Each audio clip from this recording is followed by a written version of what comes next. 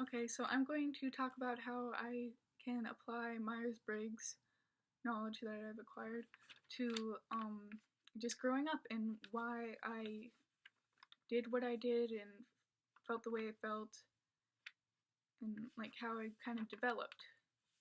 Now, I'm going to start in elementary school, and I noticed now that I had kind of this TI and FE conflict as a kid. Like, I knew that I was bad at socializing once I was in fifth grade, and even a little bit before, but definitely in fifth grade, I was like, oh, yeah, I'm just terrible at socializing.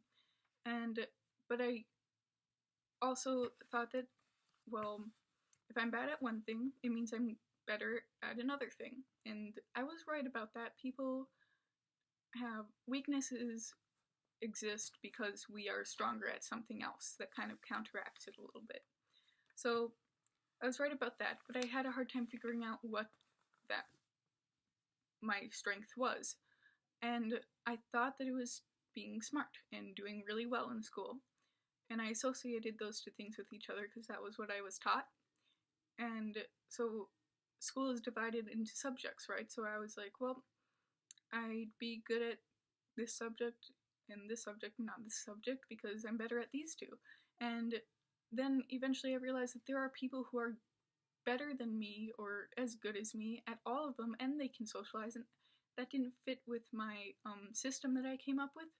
So I was really frustrated because I no longer had a way to explain why I was bad at socializing. And eventually I realized because school isn't built around introverted thinking, so I struggled in school quite a bit.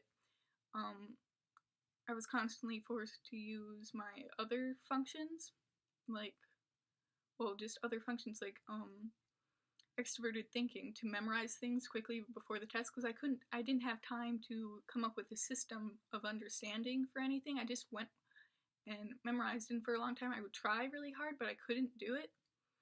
And like I got really good in math when I stopped asking why things work and just went with what the teacher said.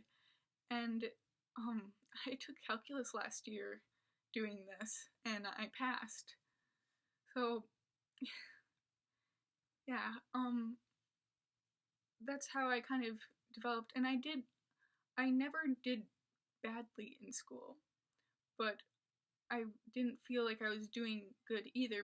So because they didn't give me time to use my introverted thinking, I never really quite felt like I understood the subjects that I was learning. I felt like I was just faking it, which I was. I did well on the test, but I didn't learn anything.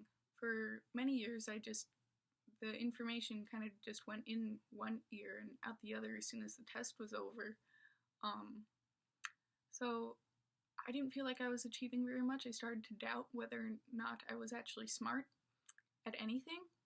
So basically, I had a hard time trying to use my introverted thinking, especially in school, because there wasn't very much room for it.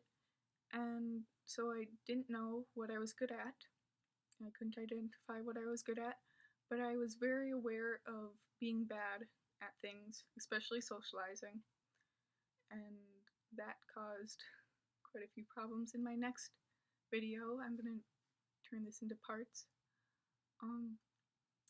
I'll talk about